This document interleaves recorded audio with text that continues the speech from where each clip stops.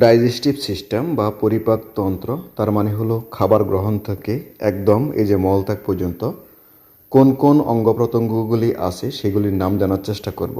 প্রথমে এই যে এই অংশ এটাকে বলা হয় মাউথ বা ওরাল ক্যাভিটি।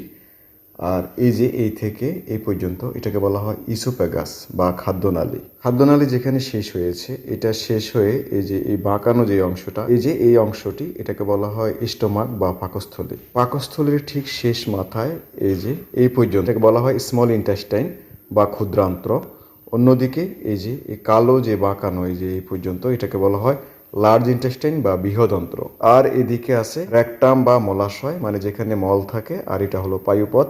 স্মল ইন্টেস্টাইন বা ক্ষুদ্রান্ত্রকে আগে ভাগ করা হয়, সেটা হলো এই যে যেখানে পাকস্থলী শেষ এই থেকে এই পর্যন্ত এটাকে বলা হয় ডিউডেনাম।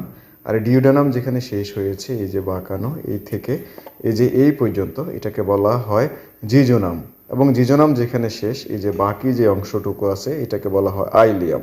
বৃহদন্ত্র বা লার্জ ইন্টেস্টাইনকে আবার 5 ভাগে ভাগ করা হয়। এই যে এই থেকে এই পর্যন্ত এটাকে বলা হয় সিকাম। সিকাম যেখানে শেষ এই পর্যন্ত এটুকে বলা হয় অ্যাসেন্ডিং কোলন। আর এই থেকে এই পর্যন্ত এটাকে বলা হয় ট্রানভাস কোলন। আর এই যে এখান থেকে এই পর্যন্ত এটাকে বলা হয় ডিসেন্ডিং কোলন। রেকটামের আগ পর্যন্ত এটাকে বলা হয় সিগময়েড কোলন। আর এটা হলো রেকটাম বা পায়োথলি, আগেই বলেছি, আর এটা হলো অ্যানাস।